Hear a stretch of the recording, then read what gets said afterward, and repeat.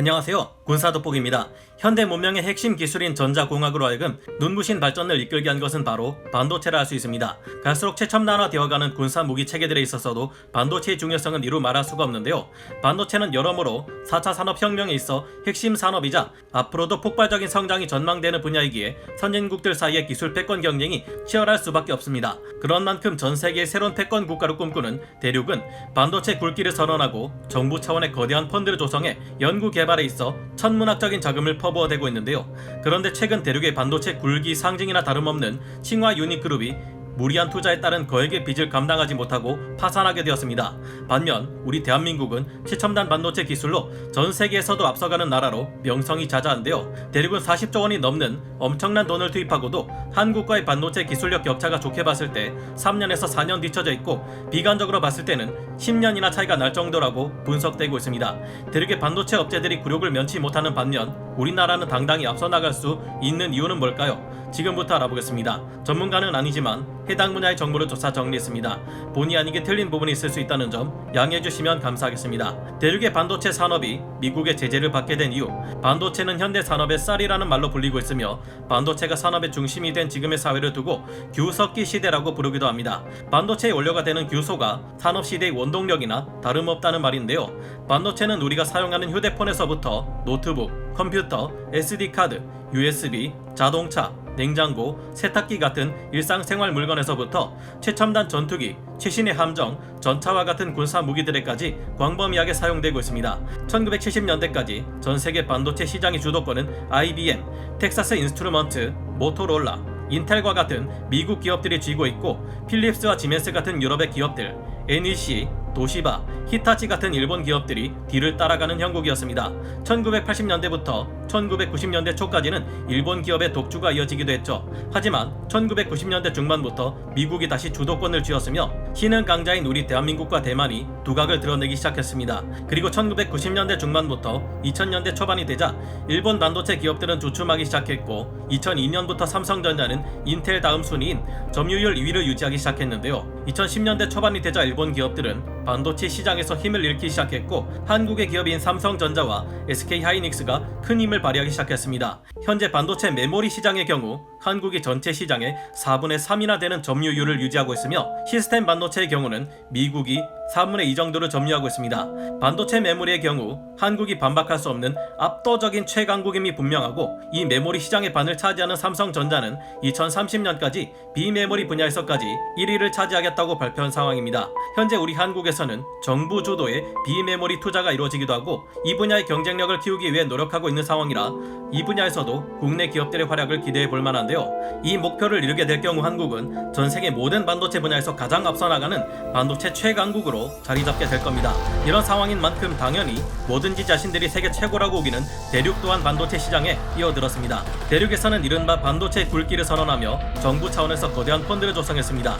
2014년 이 같은 펀드에 대륙은 총 1390억 위안, 우리 돈으로 24조 5천억 원이 넘는 돈을 투자했고 2019년에는 2042억 위안, 우리 돈으로 33조 9천억 원을 투자했는데요.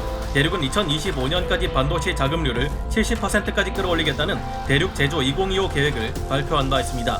1988년 설립된 칭화유니는 사실상 대륙의 국유 기업이나 다름없으며 지난 2019년에만 해도 2022년 D램 양산을 시작한다라고 당당히 선언할 만큼 잘나가는 종합 반도체 회사였는데요.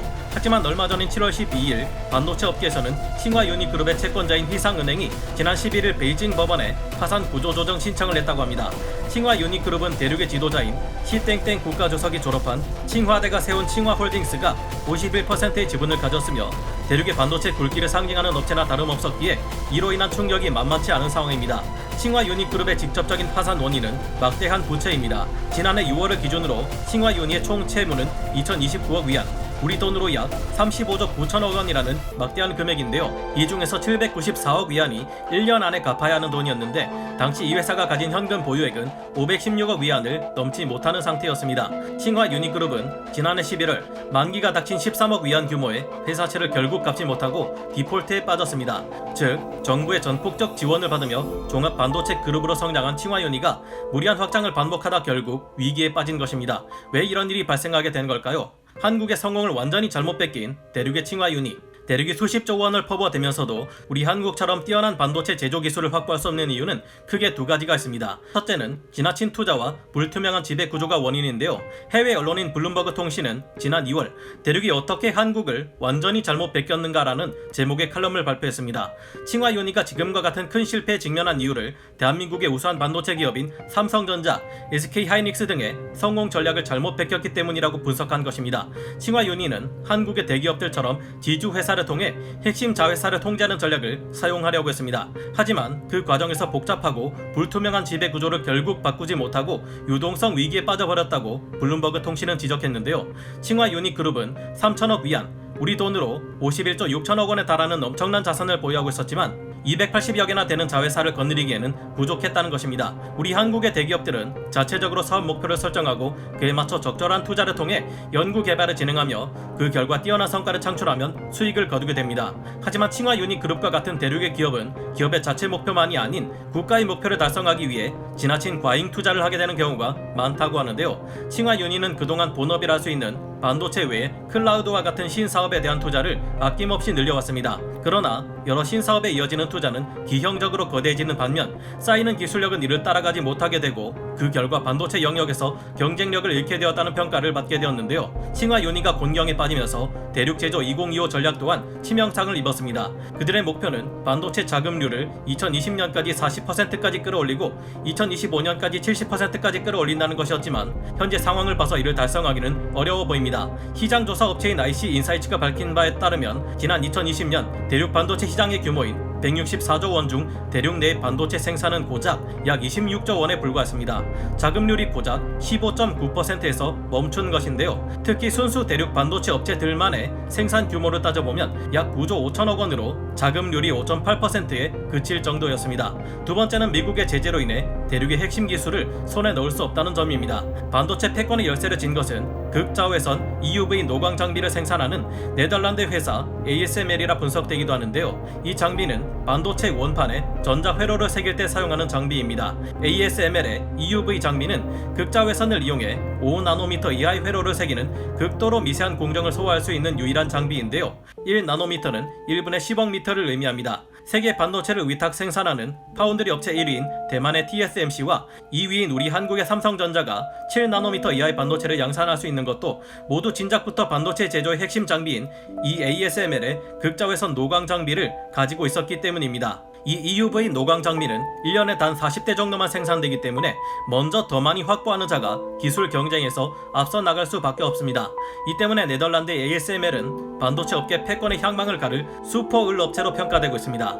지난해 우리 한국 삼성전자는 10월 ASML 본사를 찾았고 올해에도 EUV 노광 장비를 10대 더 확보할 예정이라고 하는데요. 이처럼 ASML의 EUV 노광 장비가 중요하다 보니 미국은 이 장비가 대륙에 수출되지 못하게 막는데 심혈을 기울이고 있습니다. 미국이 2019년 5월 15일 정보통신기술 및 서비스 공급망 확보에 관한 행정명령을 내린 것은 유명한 사실이죠. 이는 미국의 국가안보를 침해하고 미국 기업들의 기술 유출을 시도하는 타국의 IT 분야 기업들에 대한 미국 기업들의 거래를 전면적으로 금지하는 내용입니다. 미 인공지능 국가안보위원회에서는 현 미국 대통령에게 보낸 최종 보고서에서 반도체 생산 주도권을 대륙에 뺏기면 대륙이 미국과 동맹국의 군사, 산업 기밀을 빼갈 수 있다라는 지적이 있습니다. 미국은 2019년 마르크 리터 네덜란드 총리가 백악관을 방문했을 때 당시 대륙이 ASML의 EUV 노광 장비 및 기술을 습득할 경우 빚어질 파장에 대한 기밀 문서까지 보여주며 설득할 정도였습니다. 결국 2019년 6월 네덜란드는 만료된 ASML의 EUV 장비를 대륙에 수출하지 않고 있는 상황입니다. 대륙이 주문한 ASML의 EUV 장비는 현재도 네덜란드의 항구에 묶여 있는데요. 인권을 강조하는 현 미 정권에서는 대륙에 관한 반도체 제재를 이전보다 더욱 강화하려 하고 있고 이전과 달리 세계의 많은 국가들도 여기에 동참하고 있는 상황입니다. 그동안 미국은 대륙의 반도체 관련 업체들을 수출 통제 기업 리스트에 올려 부품이 공급되는 것을 막아왔는데요. 푸젠 진화, 하이실리콘, 화웨이, SMIC 등 대륙의 대표적인 반도체 기업들이 대부분 제재의 덫에 걸려 힘이 약화되고 있습니다. 그러자 대륙은 인수합병으로 회사를 사서 반도체의 원천 기술을 확보하는 방향을 추구하려 했지만 이마저도 국가 안보를 침해할 수 있다는 이유로 차단되었습니다. 대륙이 이런 제재를 받게 된 데에는 기술 유출이라든지 합법적이지 못한 여러 조치들이 영향을 끼쳤음을 부인할 수 없는데요. 이런 점을 봤을 때 세계 최고 수준의 기술을 가지는 것도 최강의 군사력을 가지는 것도 물론 좋지만 그 과정이 합법적이어야 함은 물론 국제사회에서 다른 나라와의 원만한 외교 관계가 먼저 존재한다는 점을 느끼게 됩니다. 한국도 피해를 입을 수 있다. 현재 대륙은 자국에 필요한 반도체 중 대부분을 수입에 의존하고 있는 상황입니다. 그렇게 미국이 다른 나라와 대륙 간의 반도체 공급망까지 차단하려 할 경우 대륙에 많은 반도체를 수출하는 우리 한국의 기업들도 피해를 입을 수 있는데요. 하지만 역시나 발빠른 우리 기업들은 이 흐름에 맞춰 대비하고 있는 상태입니다.